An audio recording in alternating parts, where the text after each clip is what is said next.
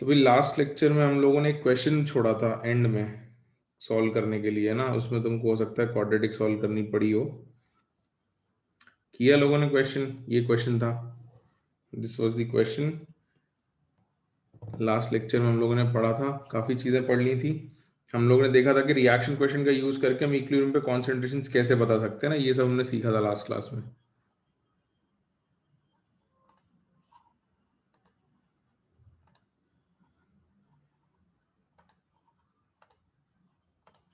बिल्कुल, चलो तो ये क्वेश्चन अपन कर लेते। इसका आंसर आया क्या?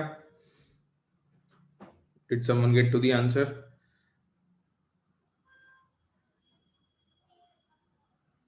नहीं आया है।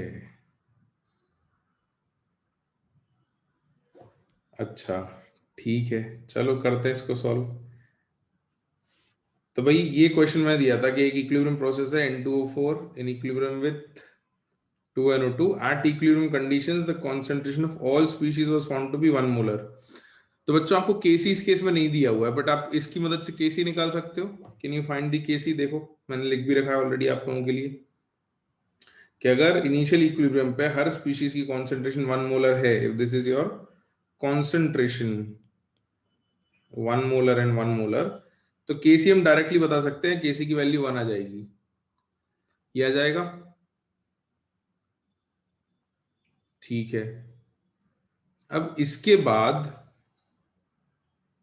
आपको बोला गया कि now if the concentration of N2O4 is raised up to 4.5 molar, मतलब अब 4.5 मोलर नई कॉन्सेंट्रेशन कर दी है, इसी इक्विलिब्रियम पर डिस्टरबेंस क्रिएट कर दिया, then find the concentration of all species at new equilibrium conditions. तो सबकी कॉन्सेंट्रेशन नई इक्विलिब्रियम कंडीशंस पे बतानी है ना? बिल्कुल। तो अपन बता देते हैं बेटा कि कैसे करना है। तो सबसे पहले तो जो नया डिस्टरबेंस हुआ है उसको अपन ने 4.5 लिख दिया, और ये तो 1 मोलर था तो 1 मोलर लिख दिया। तो इस पॉइंट पर QC जो है वो KC से छोटा हो जाएगा बच्चों, if we'll do like this, है ना? अगर आपने इसकी कॉन्सेंट्रेशन बढ़ा दी और QC निकालोगे तो QC की वैल्यू KC से छोटी आ जाएगी। तो अब रिएक्शन कहाँ जाएगी? नए इक्विलिब्रियम को अचीव करने के लिए रिएक्शन को कहाँ जाना पड़ेगा? फॉरवर्ड जाना पड़ेगा। बिल्कुल। तो अगर इसको फॉरवर्ड भेजना है अपने को, तो इसको अपन ने 4.5 माइनस एक्स किया, और उधर 1 प्लस 2x हो जाएगा, क्योंकि यहाँ एक N2O4 खत्म होता है तो 2 NO2 बनते हैं, है ना? ऐसे ही होता है।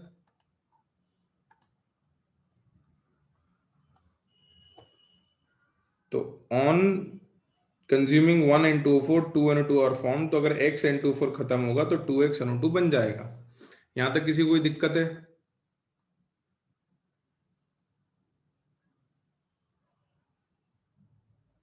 किसी को भी कोई दिक्कत यहां तक नहीं है? ठीक है। अच्छा, अब इसके बाद देखो कि अब अपने को x की वैल्यू पता करनी है, और kc की वैल्यू अपने को पता है।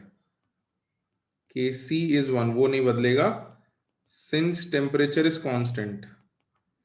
टेम्परेचर नहीं बदला है अपन ने। तो अब अपन kc का एक्सप्रेशन फिर से लिखते हैं, देखो।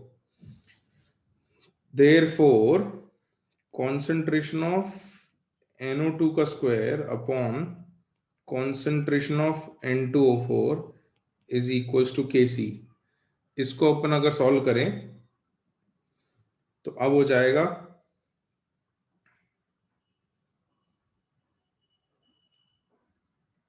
1 प्लस 2x का whole square upon 4.5 minus x is equals to 1। यहां पर एक क्वाड्रेटिक बनेगी जिसको आपको सॉल्व करना पड़ेगा।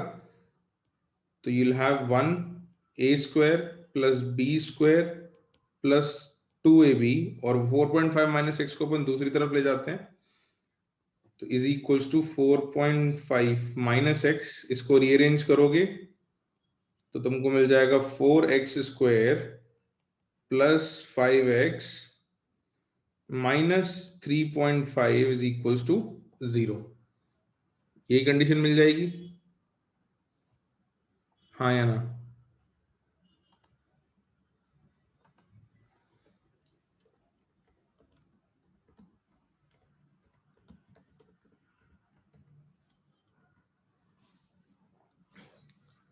ठीक है, तो ये कंडीशन अपने पास आ गई।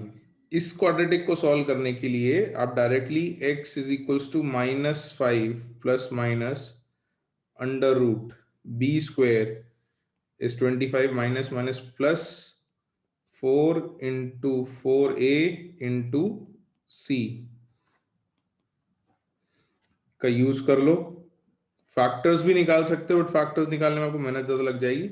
अपॉन 2a, बिल्कुल क्वाड्रेटिक का डायरेक्ट फॉर्मूला यूज कर लेना है। तो 2a इज 2 × 4। तो इसको सॉल्व करके x की आपको दो वैल्यूज मिल जाएंगी, एक मिलेगी 0.5 और दूसरी मिलेगी -1.75। These are the two values that you will get for x। इसमें से कौन सी वैल्यू एक्सेप्ट करेंगे हम? 0.5। तो दिस इज एक्सेप्टेबल। इसको एक्सेप्ट करने के बाद अपने को कॉन्सेंट्रेशन मिल गई। Therefore concentration eight new equilibrium, N2O4 की जो कॉन्सेंट्रेशन थी वो थी 4.5 minus x, which will be 4.5 minus half. तो वो 4 आ जाएगी, है ना? बिल्कुल। और जो दूसरी कॉन्सेंट्रेशन है NO2 की, वो हो जाएगी 1 plus 2x।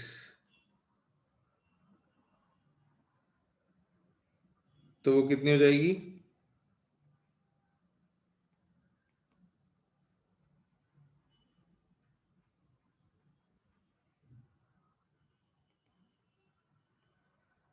2 molar. 1 plus 2x 2 molar हो जाएगी ना? बिल्कुल।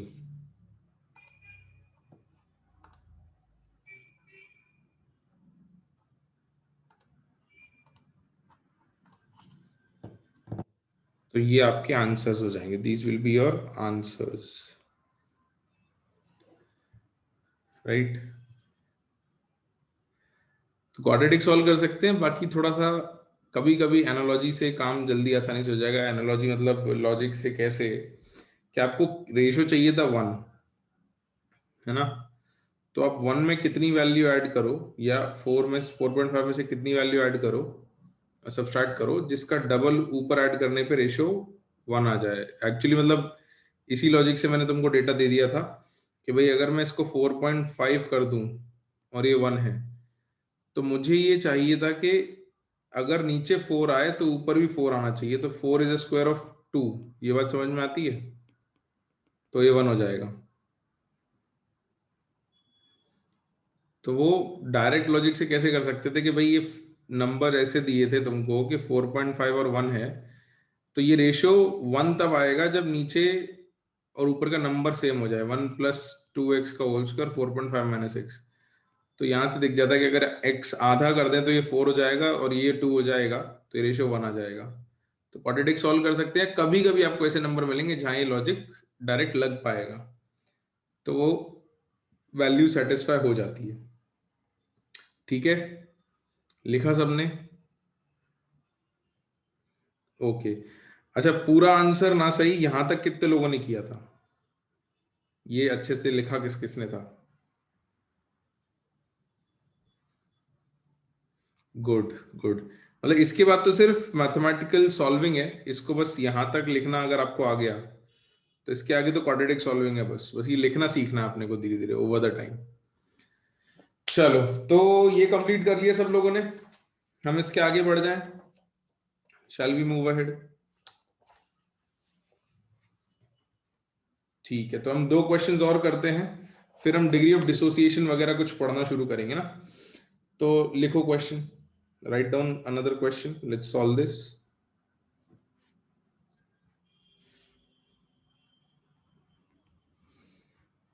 लिखो A plus B in equilibrium with C plus D,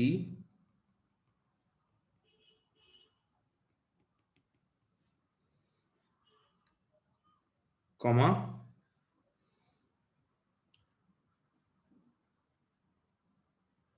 if initially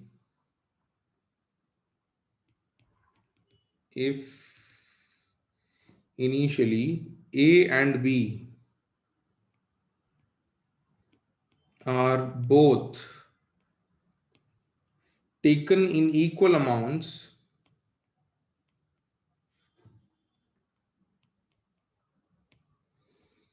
but at equilibrium,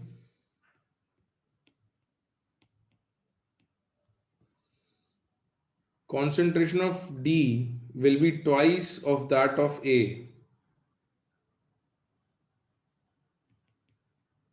Concentration of D will be twice of that of A.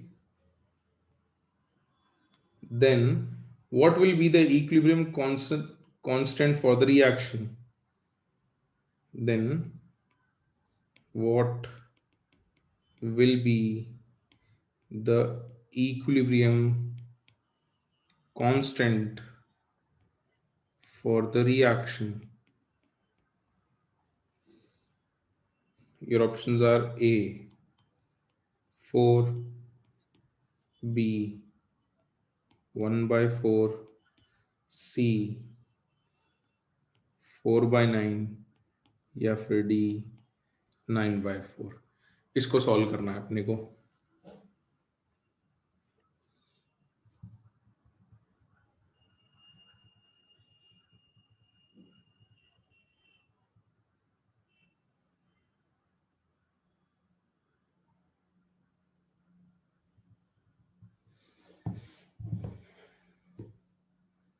तो ये सब अपन सीखेंगे।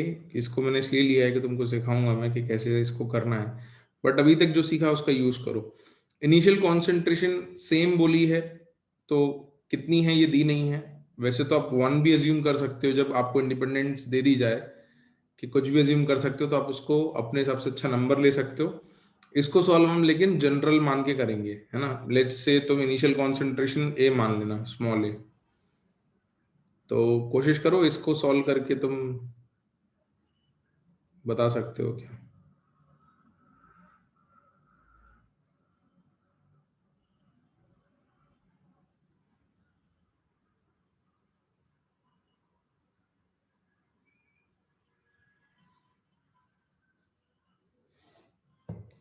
और तब तक मैं कुछ चीजें लिखता हूँ जिससे तुमको थोड़ा देखने को मिल जाएगा कि तुम्हारा जो अटेम्प्ट है वो सही है या नहीं है।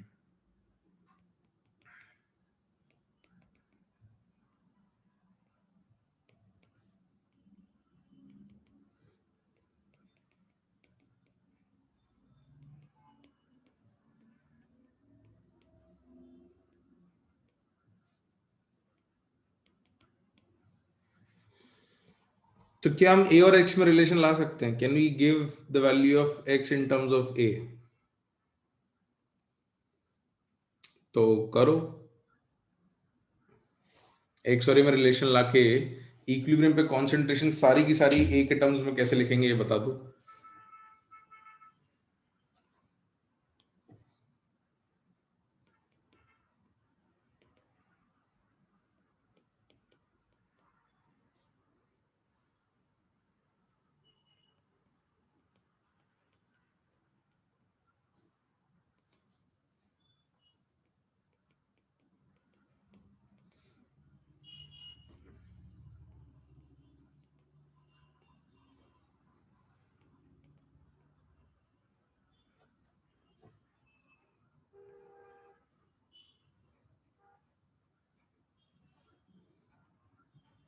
तो मैंने लिखी है एक रिलेशन, बाकी लोगों की रिलेशंस सॉल्व होके आई क्या? एक्स और ए के अंदर क्या रिलेशन आ रही है? लोगों के रिस्पॉन्सेज आज कम आ रहे हैं भाई।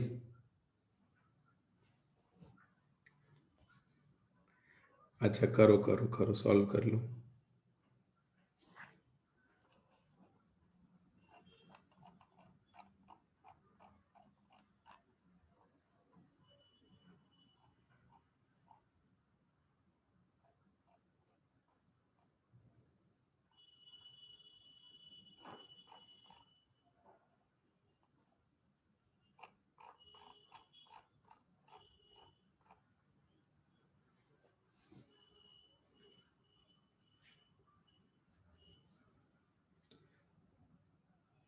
तो सबको समझ में आया क्या कि क्या किया हमने यहां तक? बिल्कुल, वेरी गुड। तो अब इसकी मदद से जरा निकालो इक्विलिब्रियम कांस्टेंट की वैल्यू क्या आती है।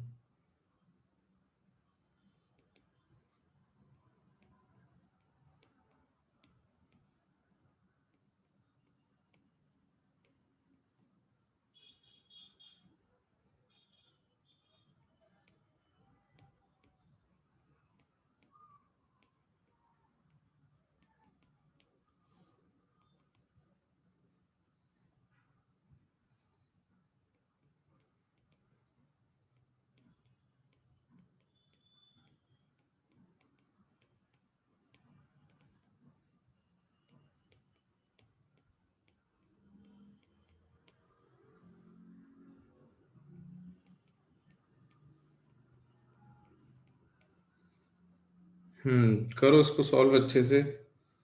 So you will get a by 3 will get cancelled by a by 3, a by 3 will get cancelled by a by 3, and all you will be left with is that kc is equals to 4।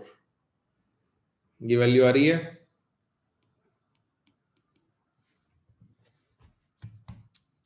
तो basically देखो, process हमेशा यही रहेगा।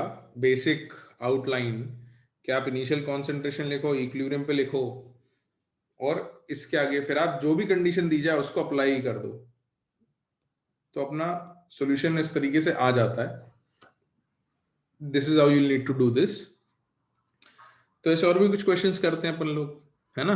But इसकी practice थोड़ी करनी रहेगी, ये जितना प्रैक्टिस करते चलोगे ये आता जाएगा। और एक बात, ये चीज अब इसके आगे अगले चैप्टर जो आएंगे उनमें भी यूज होती रहेगी।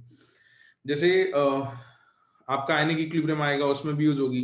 तो ये जो पैटर्न ऑफ राइटिंग है ना इक्वेशंस को, ये पैटर्न को अपने को प्रैक्टिस कर करके इंप्रूव करना है। ऑलराइट, एक क्वेश्चन और करें क्विकली, फिर अपन डिग्री ऑफ डिसोसिएशन पे आगे जाएंगे। अच्छा देखो आदित्य बेटा, क्या किया, ये गिवन क्या है, देखो उसने क्या बोला था कि at equilibrium concentration of D will be twice of that of A. तो क्या बोला उसने कि इक्विलिब्रियम पे डी की जो कॉन्सेंट्रेशन है वो ए की कॉन्सेंट्रेशन का डबल है। तो वही लिखा मैंने कि concentration of A into two is equal to concentration of D, और ए की कॉन्सेंट्रेशन को ए माइनस एक्स रख दिया, डी की कॉन्सेंट्रेशन को एक्स रख दिया। ठीक है, और किसी को तो कोई डाउट नहीं है? आगे बढ़े, let's move on to our next question.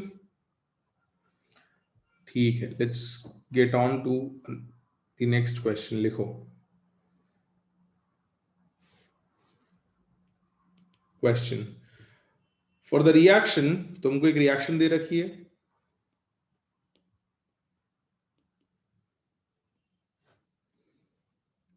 तो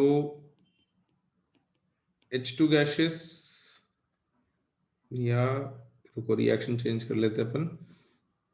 SO2 gases plus NO2 gases in equilibrium with SO3 gaseous plus NO gaseous, comma, if the initial concentration of, if the initial concentration of SO2 is equal to concentration of NO2।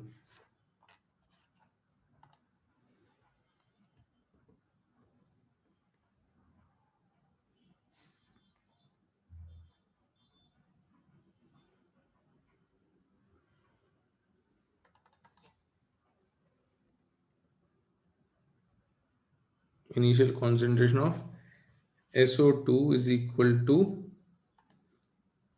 NO2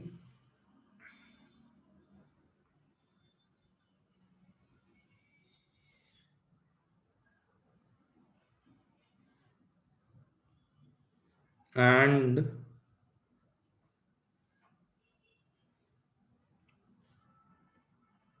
if X moles per liter of NO2 is consumed,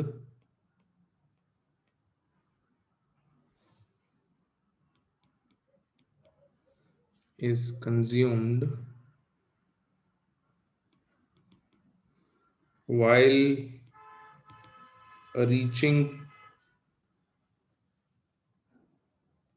to the equilibrium condition, then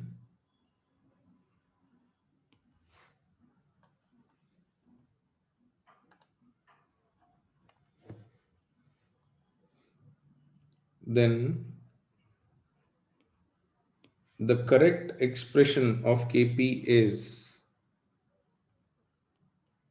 the correct expression of Kp is, our options are A 1 plus x का whole square upon 1 minus x का whole square, B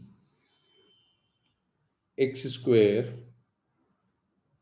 upon 1 minus x square, C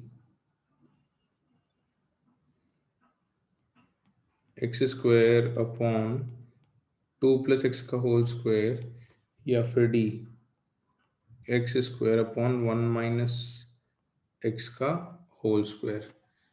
ये तुम्हें बताना है।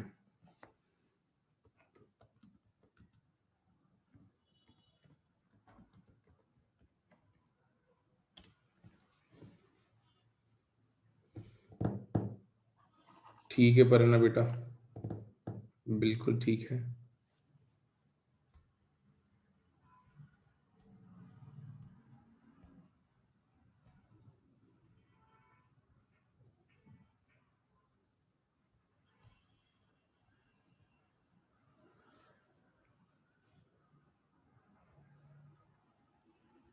Question में तुम्हारी help के लिए मैं एक चीज और लिख देता हूँ। हाँ हाँ प्रेशा सही है, चयन ठीक है बेटा।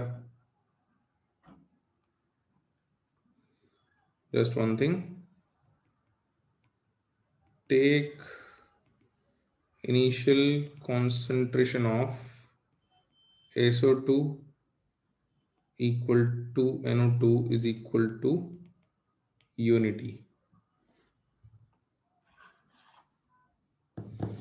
ठीक है, आंसर सही आ रहे हैं लोगों के। चयन ठीक है बेटा, प्रगति ठीक है, गुड गुड वेरी गुड। मैं भी तब तक लिखना शुरू करता हूँ by the time everyone else gets to the answer. तो you have SO2 gaseous plus NO2 gaseous in equilibrium with SO3 gaseous plus NO gaseous। तो T इक्वल टू 0 पर अगर इसकी कॉन्सेंट्रेशन 1 मोलर और कुछ भी नहीं लेते हैं,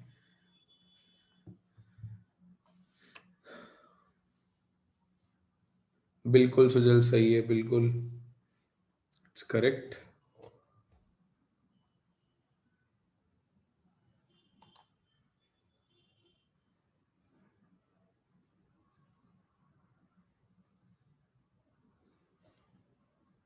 तो T equal to T equilibrium पर इसको हम 1 माइनस एक्स एक्स और एक्स मोलर लिखेंगे सबको, है ना।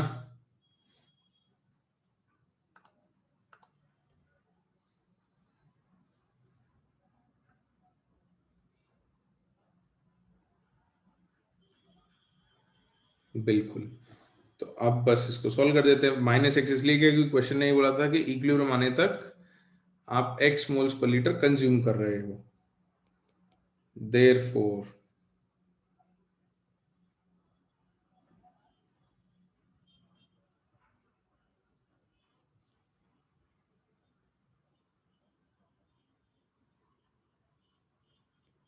Kc is equals to x square upon 1 minus x का होल स्क्वायर आ जाएगा,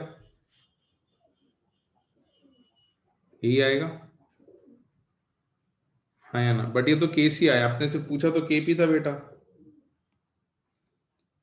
तो क्या करें? ये तो Kc आया ना,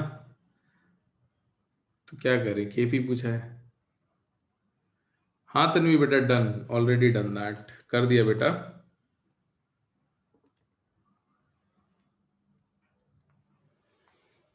तो अब देखो, अपने को केपी केसी में रिलेशन याद है? Kp is equals to Kc into R T to the power delta n g, है ना? अब आर टी की पावर डेल्टा एन जी क्या है?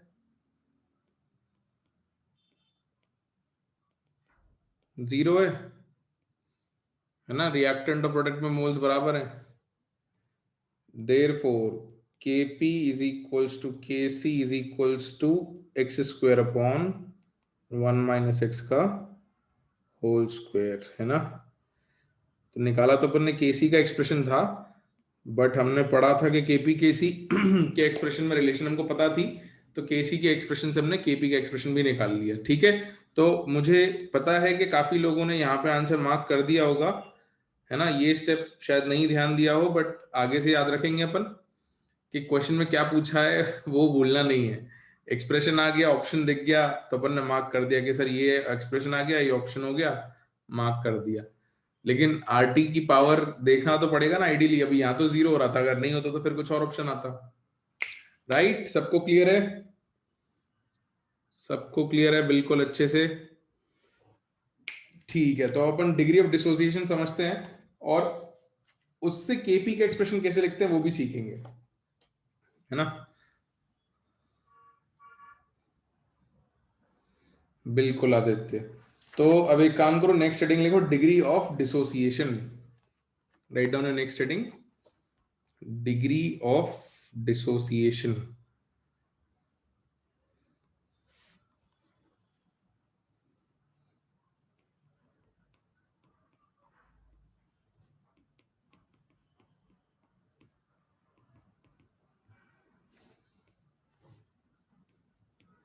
in bracket alpha.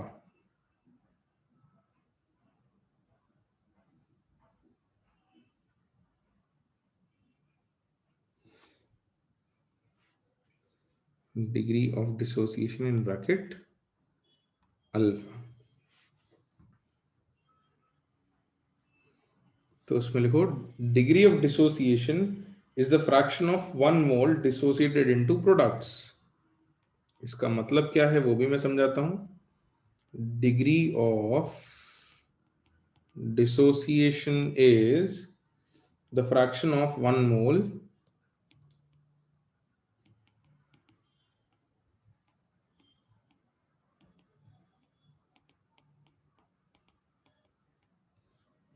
dissociated into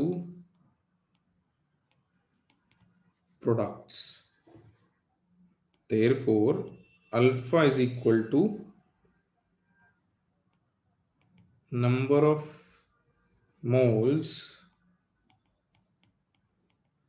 dissociated or consumed divided by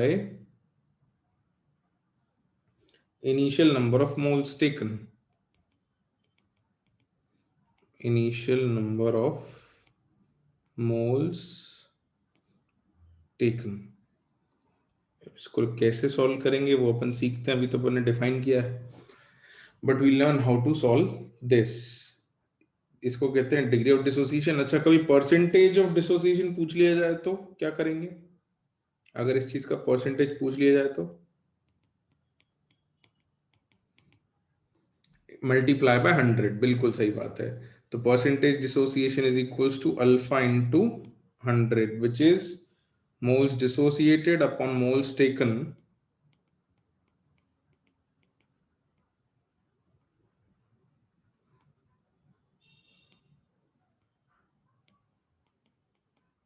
into 100।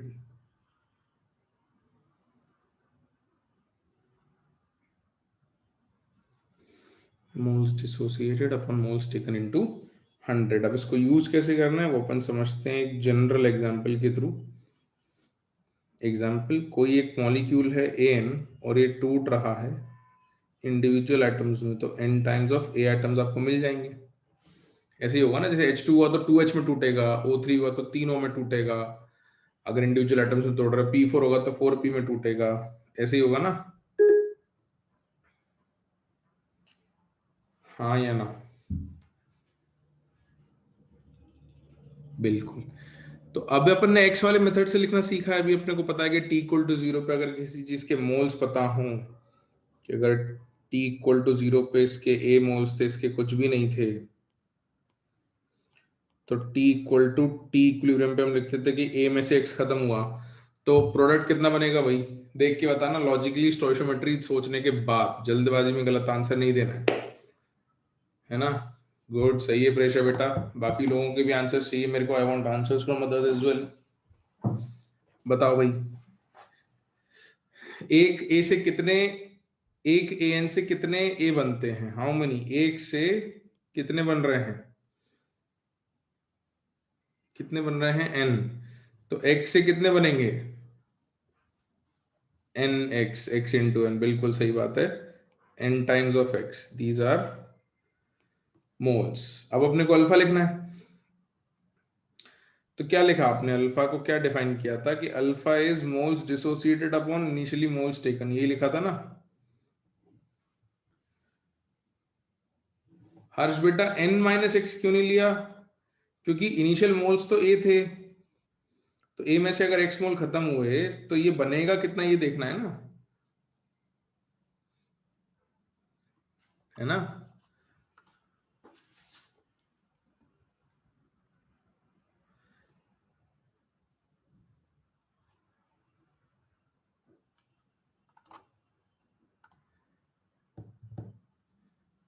ठीक है, simple सी बात है भाई, जो इतना कंज्यूम होगा उसका एन टाइम्स बन जाएगा, इस पूरे का एन टाइम्स नहीं होगा,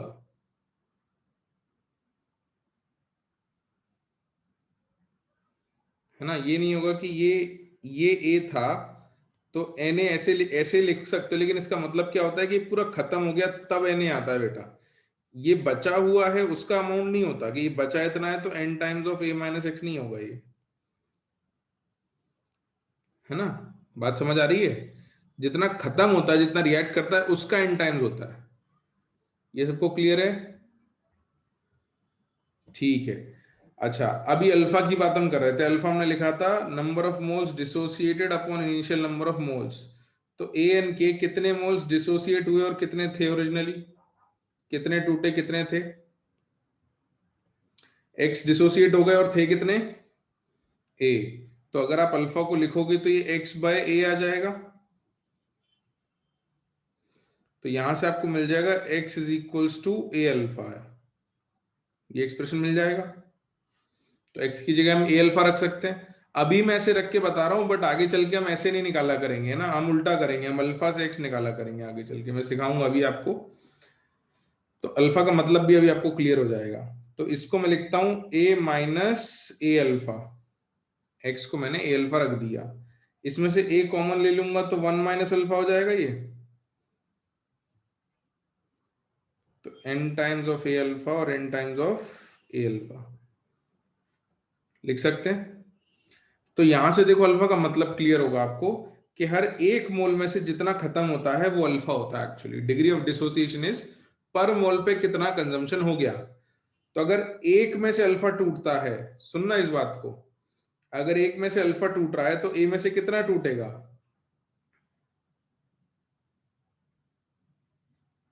ए अल्फा टूटेगा। अब लॉजिकल हो गया ये बात।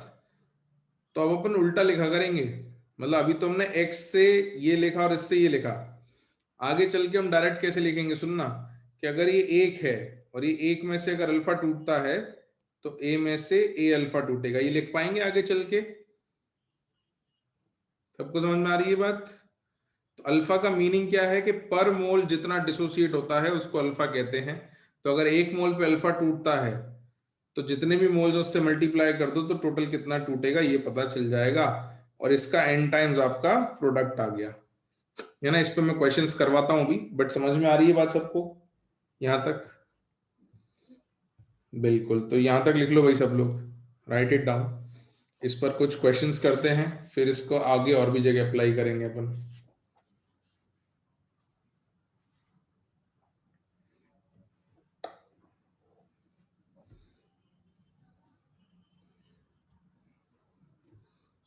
सबने लिख लिया? ठीक है, तो अब अगर कोई आपसे टोटल मोल्स एट इक्विलिब्रियम पूछे,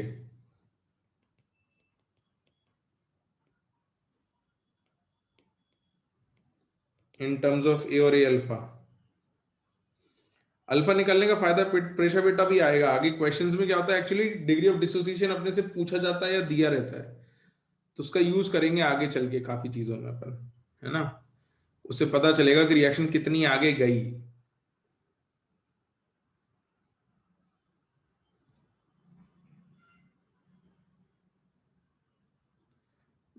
ये एन ए अल्फा और एन ए अल्फा ही लिखा है बेटा, सेम चीज लिखी है ना, this is the same thing. अच्छा, टोटल मोल्स एट इक्विलिब्रियम क्या हो गया बच्चों? एक एन के मोल्स और ए के मोल्स का टोटल कर दें तो टोटल मोल्स इक्विलिब्रियम पे मिल जाएंगे, हाँ या ना। तो टोटल मोल्स एट इक्विलिब्रियम हो गए आपके a minus A alpha plus n a alpha, जिसका एक्सप्रेशन आपका कॉमन बन के आ जाएगा a into one plus n minus one into alpha. तो अब मैं आपको इसी पर क्वेश्चंस करवा रहा हूं, जिससे आपको अल्फा के लिखने की प्रैक्टिस भी हो जाएगी। और अगर डायरेक्ट फॉर्मूला से टोटल मोल्स निकालने हों तो वो भी कैसे निकालेंगे वो अपन देख लेंगे, वो भी मैं सिखाता हूं आपको। दोनों चीजें सीखेंगे अपन। One plus n minus one into alpha, अपने पास टोटल मोल्स आ गए। अब इसमें ए जो है वो इनिशियल मोल्स है, अल्फा डिग्री ऑफ डिसोसिएशन है, और एन क्या है भाई? एन क्या है? एन ये है कि एक मॉलिक्यूल से जितने मॉलिक्यूल मिलते हैं, एक मॉलिक्यूल से जितने मॉलिक्यूल या एटम मिलते हैं वो एन है। पर मोल या पर मॉलिक्यूल से जितने प्रोडक्ट के टर्म्स मिलेंगे वो आपका एन आएगा। मैं इसको क्वेश्चन के थ्रू आपको समझाता भी हूं। लिखा यहां तक सबने? तो इसको एक्चुअल एग्जांपल्स पे अपन अप्लाई करते हैं। लिखा लिखा? ठीक है, चलो तो इसको अप्लाई करते हैं क्वेश्चन पे, जिससे हमारी प्रैक्टिस अच्छी होगी, उससे हमको समझ में आएगा कि इसको यूज कैसे करना है ना। तो लिखो question, find the total number of moles at equilibrium, find the total number of moles at equilibrium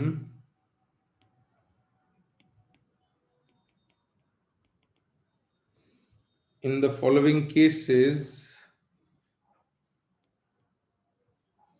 when initially A moles of reactant are taken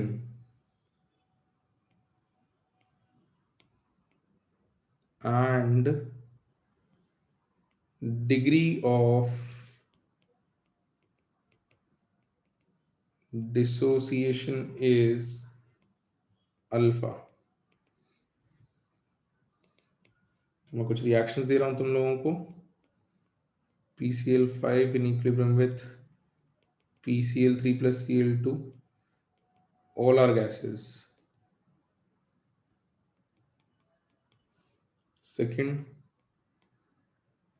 twice of NH3 gaseous in equilibrium with N2 gaseous plus 3H2 gaseous, or third, 2Hi gaseous in equilibrium with H2 gaseous plus I2 gaseous। इसको अपन अब solve करते हैं। और निकालते हैं कि total moles कितने आ रहे हैं। एक और दे दूं क्या? चलो एक केस और दे देता हूँ मैं तुमको, fourth case. H3PO4 aqueous in equilibrium with 3H plus PO4 3 minus. ये 4 केसेस अपन करते हैं। एक केस मैं करके बताता हूं, बाकी 3 आपको करने रहेंगे, ठीक है? चलो तो मैं दोनों तरीके से करके बताता हूँ। डायरेक्ट फॉर्मूला कैसे लगाएंगे टोटल मोल्स वाला, और जनरल कैसे करेंगे। तो पहले जनरल वाले तरीके से करेंगे, फिर अपन फॉर्मूला अप्लाई करेंगे, है ना? तो मैं सेकंड केस कर दूं। Let me solve the second case. बाकी 3 आप लोग करोगे, ठीक है? लिखा क्वेश्चन? सबने लिखा? चलो तो देखते हैं इसको आगे कैसे करते हैं। लिखो लिखो, जल्दी लिखो बेटा। सेकंड केस का सॉल्यूशन हम कर रहे हैं। तो 2NH3 gaseous in equilibrium with N2 gaseous plus 3H2 gaseous। तो T इक्वल टू 0 पर इसके A मोल्स थे, ये कुछ भी नहीं था, ये कुछ भी नहीं था। T equal to T equilibrium में ये अगर A में से A अल्फा खत्म होगा, ऐसे लिखेंगे, ऐसे लिखेंगे डिग्री ऑफ डिसोसिएशन। एक में से अगर अल्फा खत्म होता है तो A में से अल्फा खत्म होगा। वो 2 स्टेप लिखने की जरूरत तो नहीं है मेरे को, डायरेक्ट लिख दूं, किसी को दिक्कत तो नहीं होगी इससे? ठीक है। तो अब ध्यान देना बच्चों कि ये ए अल्फा खत्म हो रहा है ना, तो अमोनिया 2 खत्म होता है तो N2 कितना बनता है? 1, है ना? तो अगर ए अल्फा खत्म होगा तो N2 कितना बनेगा?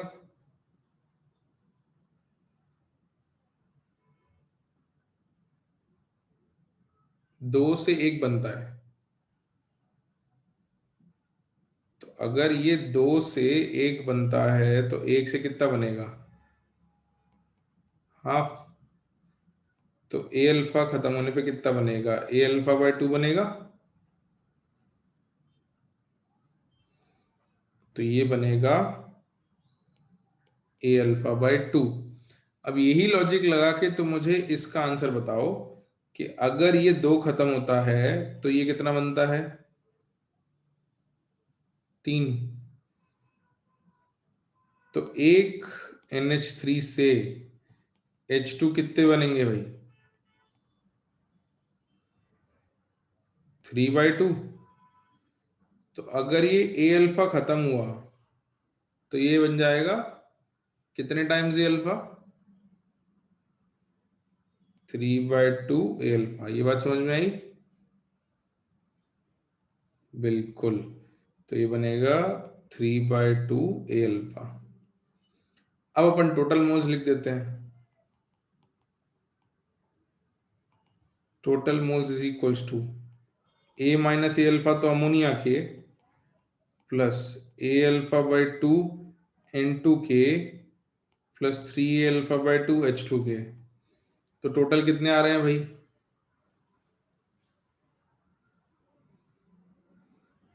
टोटल कितने आ रहे हैं?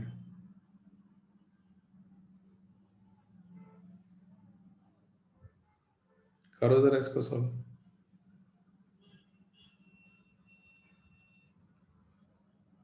करो करो, और कोई तो लिख के भेजो आंसर मेरे को।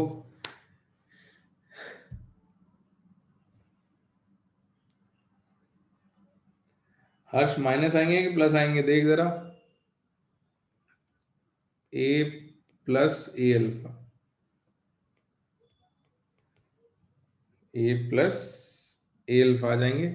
आपको इन सबको ऐड करना था बस। तो a minus A alpha by 2 plus 3 alpha by 2, तो ये 2 ए अल्फा हो जाएगा टोटल। तो प्लस का 2 ए अल्फा माइनस का ए अल्फा, तो सिर्फ ए अल्फा बचेगा। आया? अब इसको फॉर्मूले से अगर डायरेक्ट करना होता तो कैसे करेंगे, मैं वो भी बता देता हूं। आपको बाकी तीनों केसेस भी दोनों तरीके से करने हैं। पहले प्रॉपरली लिख के करना है क्योंकि इस प्रोसेस को हम यूज करेंगे आगे चल के अल्फा के टर्म्स में लिखने वाली चीजों को, और फॉर्मूला भी अप्लाई करना है। ऑलराइट, तो using formula,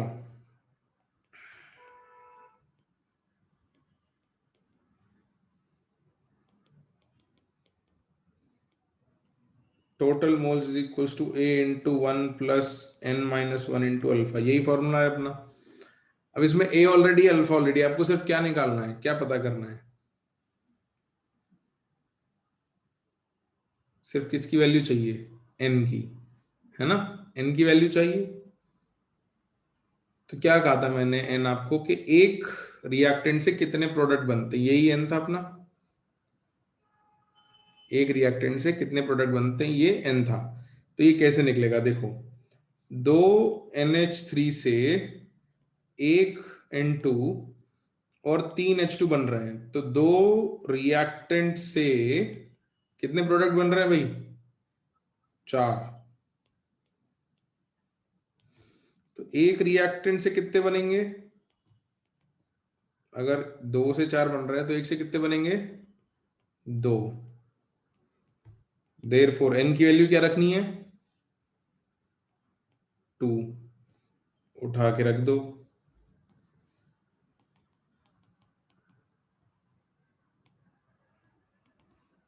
A into 1 plus alpha, A plus A alpha, same answer आया बच्चों, और वो सेम आंसर आएगा ही क्योंकि दोनों सेम प्रोसेस है। एक जगह हम क्या कर रहे हैं कि n ना लिख के उसको एक्चुअल वैल्यूज डाल रहे हैं, और दूसरी जगह क्या कर रहे हैं, n में सेम चीज करके अपन ने फॉर्मूला बना लिया था और बाद में फिर n की वैल्यू उठा के रख रहे हैं। तो एक ही प्रोसेस है, एक बार हमने n के साथ किया था, एक बार हमने वैल्यूज के साथ कर लिया। अब n वाले फॉर्मूले में वैल्यू डाल दो तो भी वही आंसर आना है, या वैल्यूज के साथ करो तो भी वही आंसर आना है। ये सब बात समझ में आ रही है जब इतनी सारी बात कह रहा हूँ, ठीक है, वेरी गुड। तो ये डिग्री ऑफ डिसोसिएशन को अपन यूज करेंगे, है ना, इस पे ये क्वेश्चंस तुमको करने हैं, और मेरे को इस पे कुछ क्वेश्चंस और कराने हैं। वेपर डेंसिटी नाम की एक चीज होती है, वो करना है अपने को, और केपी का एक्सप्रेशन कैसे लिखना है वो भी करना है। तो अपन इसको नेक्स्ट लेक्चर में पूरा कंप्लीट कर लेंगे, है ना। मैं 2-3 मिनट ले रहा हूँ क्योंकि मेरे को कुछ और बातें भी करनी है। I am just taking 2-3 minutes because we have to talk about a few things.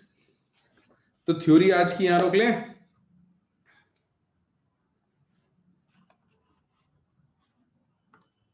ठीक है भाई।